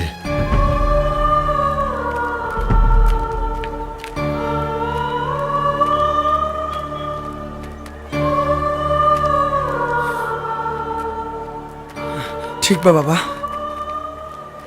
हमने अपन दोनों रास्ता बदल लेता नहीं, ना जाई वो तरफ जौन तरफ हमने गए से इतना बड़ दुर्घटना होके वाला बा। ई देश साधु संतन के बा और हमेशा रही। ई लोग के खातिर हमने जस हजारों प्यार कुर्बान बा। आज के बाद हमने दोनों कभी ना मिलब, ये आपसे वचन देता नहीं।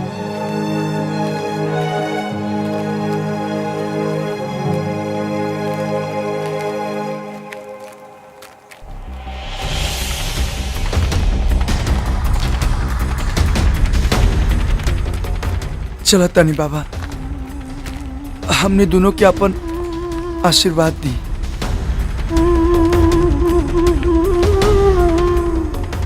ताकि अगला जन्म में हमने के मिलन हो सके।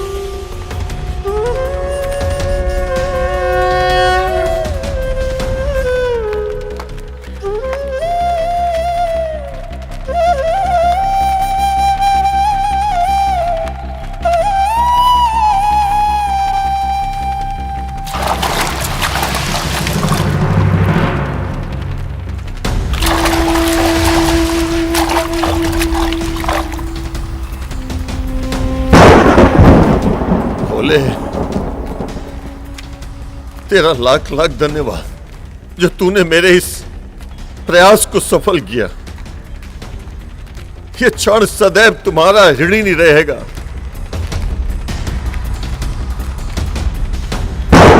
देख, देख, तू हार गई और मैं जीत गया।